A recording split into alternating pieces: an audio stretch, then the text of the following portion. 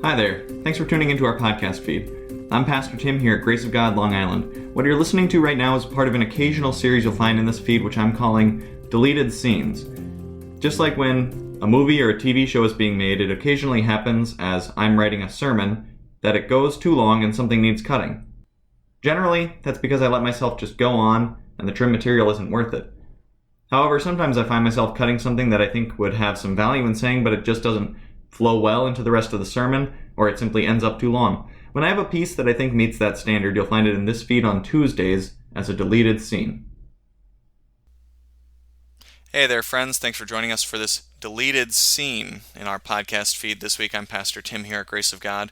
And it's been a while since I've had one of these. I want to explain again what a deleted scene is.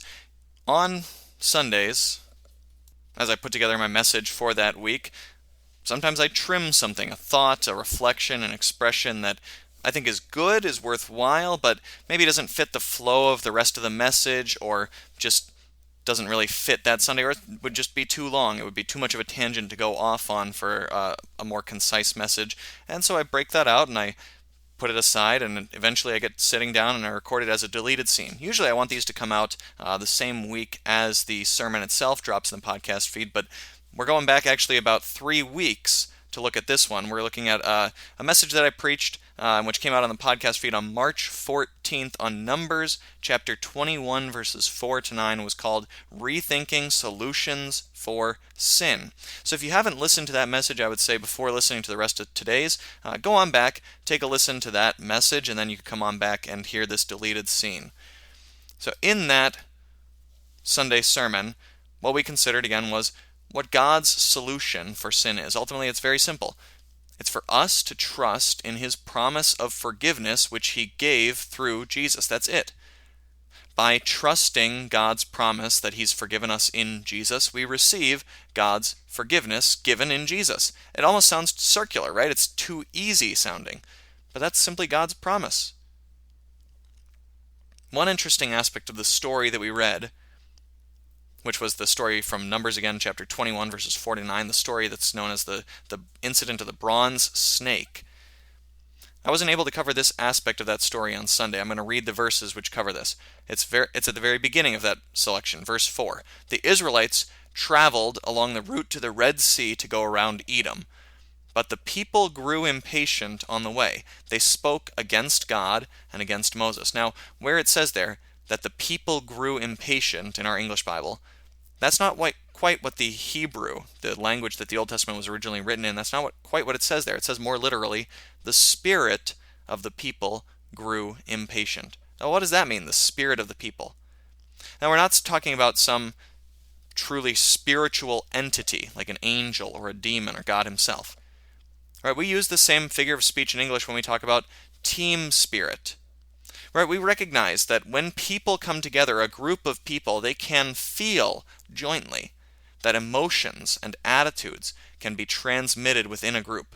And maybe you played on a sports team at some point, right? When a game's going well, the whole team tends to feel buoyant and happy together. There's a group confidence. But if the game is going against you, the whole team can become frustrated. And that's just what we're noting here. You can see this take place at your work as well. When there's a bad quarter and for all the sales department, they might all together feel dejected and discouraged and frustrated. We can see this in our families, right? Wherever people group together, in churches as well, a group attitude, the spirit of the group, can swing in one direction. What we're reminded of when we see this particular figure of speech in Numbers 24 is that sin can also come about, can sort of transmit through a group attitude. Right? The whole nation together becomes impatient, and what do? Together, they grumble against Moses and against God. And then later in the reading, together they face God's chastisement.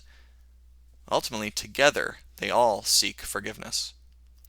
The story of the bronze serpent, among all the other things we learn from it, reminds us to think about the way that the groups which we're a part of can shape our thoughts and our actions. Right? They can shape us negatively, but we can also be positively impacted by our social circles.